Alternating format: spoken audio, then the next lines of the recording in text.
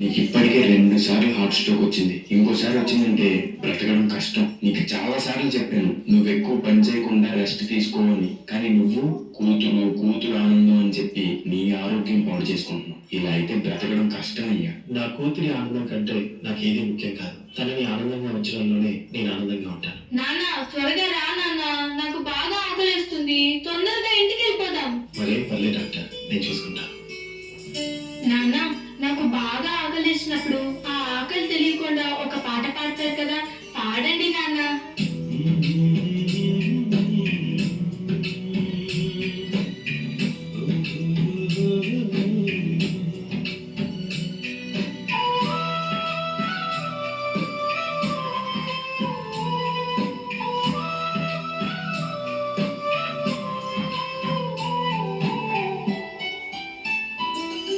గుమ్మడి గుమ్మడి ఆడిందంటే అమ్మాడి daddy ఊపిరిలో మురిసే Kuchipudi చిందాడి చిందాడి తుళ్ళిందంటే Chinnadi mummy చూపుల్లో చూడు ఇంత వేడి. నాన్న కాళ్ళు నొప్పి వస్తున్నాయి నాన్న. వద్దంటే వినదే పగలంతా ఆడి పాడి ముద్దైన తినదే పరిగెత్తే పైడి లేడి చిలకల్లే చెవిలో ఎన్నో సునాడి పడుకోదే పన్నెండైనా ఏం చెయ్యాలి. గుమ్మాడి గుమ్మాడి ఆడిందంటే అమ్మాడి డాడీ ఊపిరిలో మరిసే కూచిపూడి. చంద్రయ్య చంద్రయ్య, ఎక్కడయ్యా నా అద్దె డబ్బులు? 6 నెలల నుండి అడుగుతున్నాను, ఈ రోజుకి ఇంకా ఇవ్వలేదు. ఇలా అయితే ఉండద్దయ్యా. నా ఇల్లు ఇప్పుడే ఈ క్షణమే ఖాళీ చేసి వెళ్ళిపోండి. అయ్యా కొంచెం చిన్నగా మాట్లాడండి అయ్యా. లోపల నా కూతురు నిద్రపోతుంది, వినదంటే బాధపడుతుంది. ఎలాగైనా 2 రోజులు మీ డబ్బు కట్టేస్తానయ్యా. ఏంటి చిన్నగా మాట్లాడాలా? అద్దె కట్టడం చేత కాదు కానీ కూతురు ముందు పరువు కావాల్సి వచ్చిందా? రేపటి కల్లా నా అద్దె డబ్బులు నాకు ఇవ్వకపోతే ఇంట్లో ఒక్క సామాను కూడా ఉండేవు. ఏమైంది నాన్న? ఏం లేదమ్మా, పద పడుకుందాం. నేను మొత్తం విన్నాను నాన్న, నువ్వేం బాధపడకు నాన్న. నేను బాగా చదువుకొని ఒక మంచి ఉద్యోగం చేస్తాను. మనమే ఒక మంచి ఇల్లు కట్టుకొని ఆనందంగా ఉందాం. అప్పుడు ఎవరికి డబ్బులు ఇవ్వాల్సిన అవసరం లేదు కదా. నువ్వేం బాధపడకు నాన్న. ఎన్నెన్నో ఆశలతో పెంచానమ్మ గుండెల్లో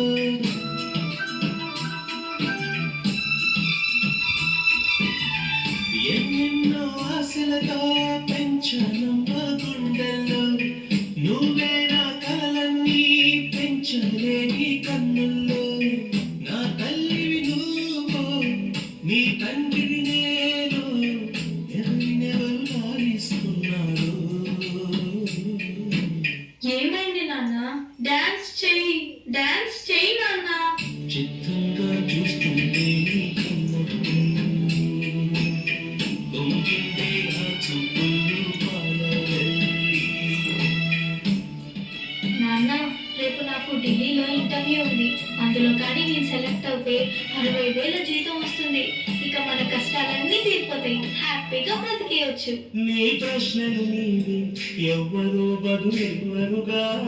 జాగ్రత్త అమ్మా, నీకోసం ఎదురు చూస్తూ ఉంటాను. త్వరగా వచ్చేవా? ఖచ్చితంగా ఆ జాబ్ ని సంపాదించే వస్తా. ఏ గాలో నిన్ను తరుముతుంటే అయ్యరిగా. మరి నేను వెళ్ళొస్తాను నాన్న, నువ్వు జాగ్రత్తగా ఉండు. ఆగాలో లేదు తెలియదంటే చెల్లదుగా. ఈ జాబ్ నాకు చాలా అవసరం. మా నాన్న నా కోసం ఎంతో కష్టపడ్డాడు. మా నాన్నని హ్యాపీగా ఉంచాలంటే ఈ జాబ్ నాకు రావాలి. బతుకంటే పడి చదువా అనుకుంటే అతి సులువా. నా బంగారు తల్లి, నేను పని చేయట్లేదు, డబ్బులకి ఇబ్బంది పడుతున్నా అని తాను జాబ్ చేస్తా అని ఇంటర్వ్యూకి వెళ్ళింది. సర్లే, నేను ఇంకా ఎన్ని రోజులు బ్రతుకుతానో కూడా తెలియదు. తనకి జాబ్ వస్తే తనే హ్యాపీగా ఉంటుంది. నా బాబుకి జాబ్ వస్తుంది, దేవుడు ఉన్నాడు. జాబ్ ఖచ్చితంగా వస్తుంది, ఖచ్చితంగా.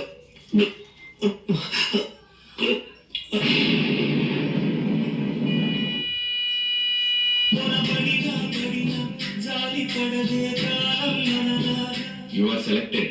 నీకు ఈ జాబ్ వచ్చింది. Thank you so much sir. నాకు జాబ్ వచ్చిందని తెలిస్తే మా నాన్న చాలా హ్యాపీగా ఫీల్ అవుతారు. ఇప్పుడే ఈ విషయం మా నాన్నకు చెప్పాలి.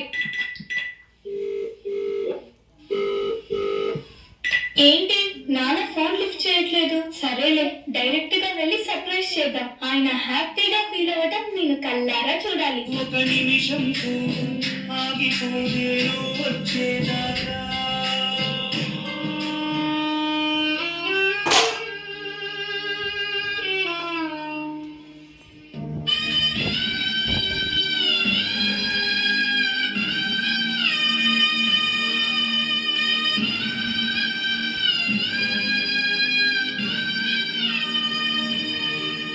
నాన్న లేకు నాన్న, నాకు జాబ్ వచ్చింది నాన్న, మనం హ్యాపీగా బతికేచ్చు నాన్న.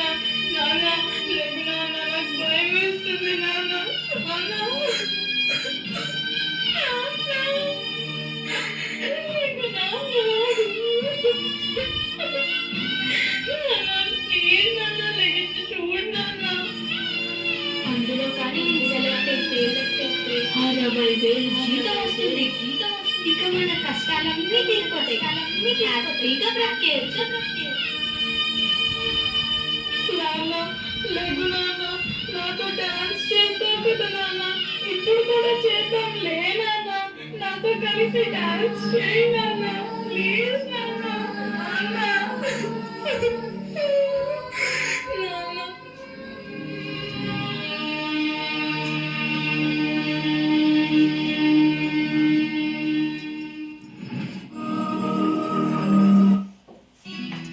పెట్ట బారిలా पेटा तो मारूला हेले पोसट